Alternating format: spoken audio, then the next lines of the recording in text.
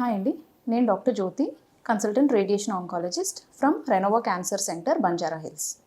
ఇప్పుడు మనం ఈ వీడియోలో రొమ్ము క్యాన్సర్ ఉన్న పేషెంట్స్లో సర్జరీ చేసిన తర్వాత ఎటువైపు అయితే సర్జరీ అయిందో వాళ్ళల్లో చేతి వాపు కనిపిస్తూ ఉంటుంది. సో అది ఎందుకు వస్తుంది, అలానే అది రాకుండా ఉండడానికి నివారించుకునే పద్ధతులు ఏమున్నాయనే దాని గురించి ఇప్పుడు డిస్కస్ చేద్దాం. సో రొమ్ము క్యాన్సర్ పేషెంట్స్లో సర్జరీ జరిగినప్పుడు సర్జరీ తర్వాత ఈ ఆర్మ్ స్వెల్లింగ్ ఎటువైపు అయితే ఆపరేషన్ అయిందో అటువైపు స్వెల్లింగ్ డెవలప్ అవుతూ ఉంటుంది. సో దాన్ని లింఫ్ ఎడిమా అంటూ ఉంటాం.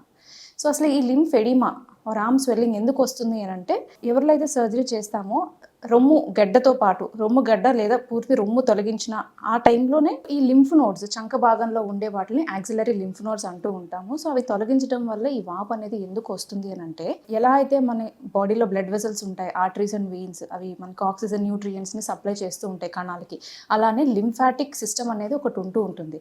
సో ఈ లింఫాటిక్ సిస్టంలో ఏం జరుగుతుంది అంటే, లింఫ్ అనే ఫ్లూయిడ్ మన టిష్యూస్లో ఉండే బ్యాక్టీరియా కానీ డ్యామేజ్ సెల్స్ని కానీ కలెక్ట్ చేసుకొని లింఫాటిక్ వెజల్స్ ద్వారా ఈ లింఫ్ నోడ్స్ అంటే లింఫ్ గ్రంథుల్లోకి డ్రైన్ చేస్తూ ఉంటుంది. సో ఈ లింఫ్ నోడ్స్లో ఏం జరుగుతుంది అంటే, ఈ కలెక్ట్ అయిన లింఫ్ని మొత్తం ఫిల్టర్ అయ్యి అందులో ఈ డ్యామేజ్ సెల్స్ని కానీ బ్యాక్టీరియాని కానీ రిమూవ్ చేసేసి, అట్లానే కొన్ని ఇమ్యూన్ సెల్స్తో ఈ వీటిని డ్యామేజ్ సెల్స్ ఆర్ బ్యాక్టీరియాని ఫైట్ చేసి కిల్ చేస్తూ ఉంటుంది అనమాట. ఇది లింఫ్ గ్రంథుల్లో జరుగుతూ ఉంటుంది. సో ఇట్లాంటి లింఫ్ గ్రంథులు బాడీలో, నెక్లో, అట్లానే చంక భాగంలో, ఛాతి భాగంలో, పొట్ట భాగంలో, అట్లానే గ్రాయిన్ రీజన్ గజ్జల్లో కూడా ఉంటూ ఉంటాయి అనమాట. సో అలా యాక్సిల్లాలో ఉండే లింఫ్ నోడ్స్ని యాక్సిలరీ లింఫ్ నోడ్స్ అంటూ ఉంటాము.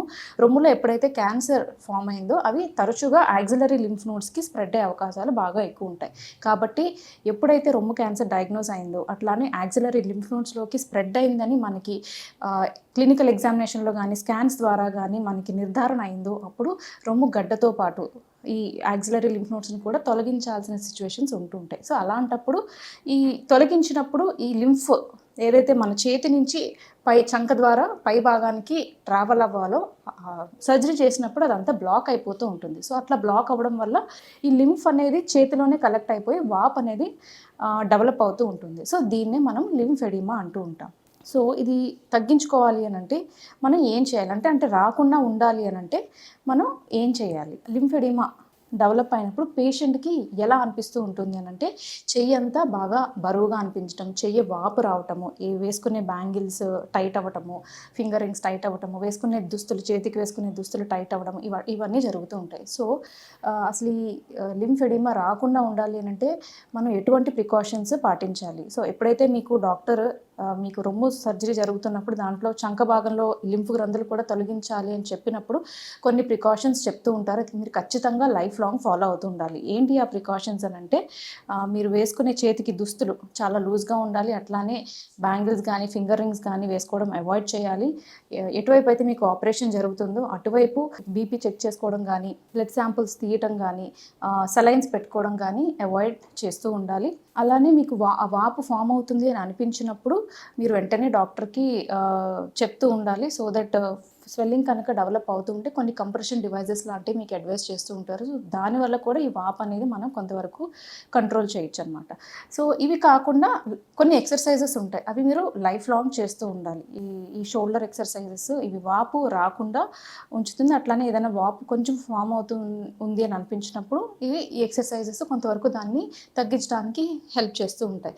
ఇప్పుడు మనం ఏదైతే ప్రికాషన్స్ మాట్లాడుకున్నామో ఇవి కేవలం కొన్ని నెలలు, సంవత్సరాలు చేయటం కాదు, లైఫ్ లాంగ్ చేస్తూ ఉండాలి. అప్పుడే మనకి ఈ వాప్ అనేది మనం లైఫ్ లాంగ్ ప్రివెంట్ చేసుకునే ఛాన్స్ అనేది ఉంటుంది. ఇప్పుడు కొత్తగా కొన్ని సర్జికల్ ప్రొసీజర్స్ వచ్చాయి. అంటే ఎవరిలో అయితే చంకలో ఈ యాక్సిలరీ లింఫ్ నోడ్స్కి స్ప్రెడ్ కాలేదు క్యాన్సర్ అని మనకి క్లినికల్గా కానీ స్కాన్స్ ద్వారా కానీ తెలిసిందో, వాళ్ళల్లో ఈ యాక్సిలరీ లింఫ్ నోడ్ క్లియరెన్స్ అనేది అవాయిడ్ చేసుకొని సెంటినల్ లింఫ్ నోడ్ మ్యాపింగ్ అనే సర్జికల్ ప్రొసీజర్ ద్వారా యాక్సిలాలో లింఫ్ నోడ్స్ స్ప్రెడ్ అయినాయా లేదా అని చూసుకొని, మనకి అందులో లింఫ్ నోడ్స్లో స్ప్రెడ్ కాలేదు అని తెలిస్తే కనుక ఈ axillary axillary lymph node clearance అనేది మనం అవాయిడ్ చేసుకోగలిగితే ఈ లింఫెడిమా అనేది మనము ప్రివెంట్ చేసుకోవచ్చు అనమాట. సో ఎవరిలో అయితే ఈ యాక్సిలరీ లింఫ్ నోడ్స్ స్ప్రెడ్ అయినాయి, ఈ సెంటినల్ లింఫ్ నోడ్ మ్యాపింగ్ అనే ప్రొసీజర్లో యాక్సిలరీ లింఫ్ నోడ్స్కి స్ప్రెడ్ అయిందని తెలిసిందో వాళ్ళలో మాత్రమే ఈ లింఫ్ నోడ్ క్లియరెన్స్ అనేది చేసుకొని సర్జరీ అనేది కంప్లీట్ చేయడం జరుగుతూ ఉంటుంది. సో ఈ sentinel lymph node biopsy or sentinel lymph node mapping అనేది అత్యాధునికమైన ప్రొసీజర్. ఇప్పుడు చాలామంది ఫాలో అవుతున్నారు. ఇది ఎర్లీ స్టేజ్ ఆఫ్ బ్రెస్ట్ క్యాన్సర్స్లో ఎవరిలో అయితే యాక్సిలరీ లింఫ్ నోడ్స్ నెగిటివ్ ఉన్నాయో వాళ్ళల్లో ఈ పద్ధతి ద్వారా మనము నెగిటివ్ అని కన్ఫర్మ్ అయిన తర్వాత ఈ యాక్సిలరీ లింఫ్ నోడ్ క్లియరెన్స్ని అవాయిడ్ చేసుకోగలిగి ఇలాంటి లింఫెడిమా అనే రిస్క్ని మనం తగ్గించుకోవచ్చు. సో ఇది లింఫెడిమా. అట్లానే అది ఎందుకు వస్తుంది, దాన్ని ప్రివెంట్ చేసుకునే ప్రికాషన్స్ ఏంటి అనేది.